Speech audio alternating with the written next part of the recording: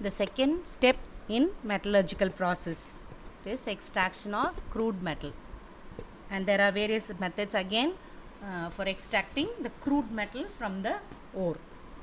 And the first method is conversion of sulfide ores into oxides. Conversion of sulfide ores into oxides. The first method is roasting.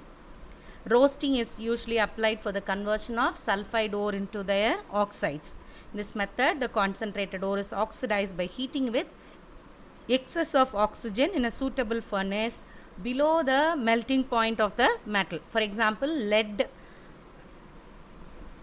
sulfide can be converted into lead oxide, zinc sulfide can be converted into zinc oxide, copper sulfide can be converted into copper oxide.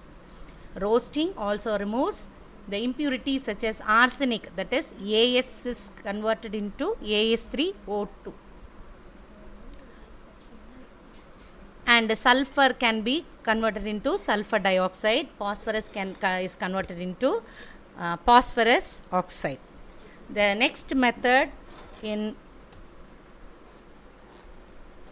this process is calcination. It is the process in which the concentrated ore is strongly heated in the absence of air. One small reminder, roasting is done in presence of air and calcination is done in absence of air. Calcination is a process which is done in the absence of air, where the basic principle is water of crystallization present in hydrated oxide escapes as moisture. Water of crystallization escapes as moisture. For example, metals like lead, calcium carbonate, zinc, magnesium can be converted into their corresponding oxides by this process. That is, PbCO3 is converted into PbO and carbon dioxide escapes. Again, calcium carbonate is when it is heated, it becomes calcium oxide and carbon dioxide escapes. Even if it is MgCO3 along with calcium carbonate, it can also be converted into their corresponding oxide, MgO and CaO, and where carbon dioxide gas escapes. And again I repeat, during calcination, the hydrated ore, the water of hydration is expelled as moisture. And the next method is reduction of metal oxides. Reduction of metal oxides. In this method, a chemical substance called as a flux is added, which usually dissolves the gong and separates the compound into a compound called slag. Again I repeat, in this method, a suitable chemical compound that can dissolve only the gong particles will be added, and it is removed as a slag which is insoluble in the solution or in the container. For example, in the extraction of iron silicon dioxide is the basic is a gong present with the ore particle, which is added with a flux called calcium oxide, which is a basic flux, and it is removed as calcium silicate, which is slag. And the next various methods of reduction are reduction by carbon, reduction by hydrogen, reduction by metal, and the final one is auto reduction. Reduction by carbon. We can use carbon as a good reducing agent. We all know that carbon is a good reducing agent. It can be used for the reduction of any of the metal oxides. Zinc oxide is added with carbon to form zinc plus carbon monoxide. The same way, manganese oxide can also be converted into manganese.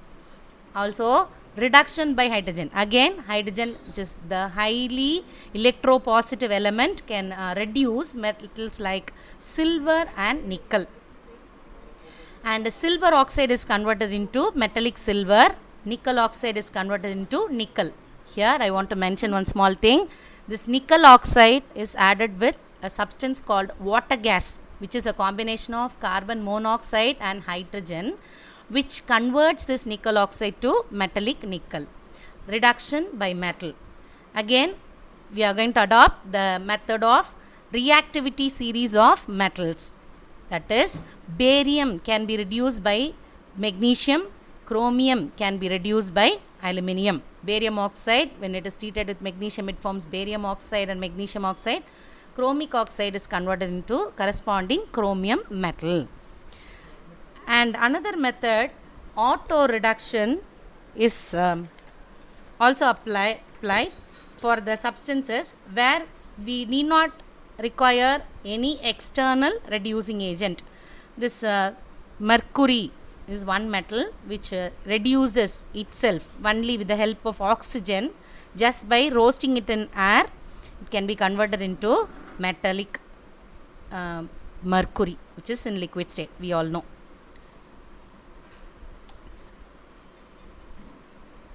And we are going to apply the thermodynamic principle of metallurgy for the choice of metal reducers. For that, we need the help of a diagram called as Ellingham diagram. This Ellingham diagram helps us to select the best metal for reducing a substance. This Ellingham diagram is a plot between the temperature in the x-axis and the delta G naught value in the y-axis. I repeat, this Ellingham diagram is a graph which is plotted between the temperature in degrees Celsius in the x-axis and the delta G naught value. We all know that it is delta G naught is equal to RT into ln P, which is the measure of Gibbs free energy, and the unit for Gibbs free energy is kilojoules per mole. It is plotted between temperature and delta G naught value. And this Ellingham diagram helps us to find the best choice for reduction. Now we are going to see, just observe the Ellingham diagram. You can find the various values plotted between the temperature and the delta G naught value. And we are going to learn about the observations of Ellingham diagram. For this, we all know that this delta G value is nothing but the Gibbs free energy of any substance. Gibbs free energy. We have learnt in your 11th standard that delta G, when the delta G value is negative, the reaction is spontaneous. When the delta G value is negative, the reaction is spontaneous. We need not require any initiation to start up the process. The change in Gibbs free energy for the reaction is given by delta G is equal to delta H minus T delta S, where delta G is the change in Gibbs free energy, delta H is the enthalpy change, T is the temperature, and delta S, as we all know, it is entropy change. Entropy is a measure of randomness or disorderliness of the system. Now, the observations of Ellingham diagram. What do we observe in the Ellingham diagram? You can just refer the Ellingham diagram from page number 11 of your book and just go through that. For most of the metal oxide formation, the slope is positive. How do we say that the slope is positive? That is, in all the reaction, in almost all the reactions except for one reaction, all the straight lines move upwards. Therefore, we say the slope is positive. It is explained as oxygen gas is consumed during the process and metal oxides which result in decrease in randomness. Randomness means disorderliness, the disorderliness of the molecule. Therefore, delta S becomes negative and it makes the term T delta S positive in the straight line equation. And the second observation we see in the Ellingham diagram is that the formation of carbon monoxide is a straight line with a negative slope. This is the only line which moves downwards. Therefore, we say it is a negative slope, where in this case delta S is positive and 2 moles of carbon monoxide is formed by the consumption of 1 mole of oxygen gas. This is one important thing we have to note about the Ellingham diagram. Then the third observation is, when the temperature increases, generally the delta G value for the formation of metal oxide becomes less negative. That is, the value becomes lower and lower and becomes 0 at a particular temperature. Below this temperature, delta G is negative and the oxide is stable, and therefore the delta G value will become positive. The general trend suggests that the metal oxide becomes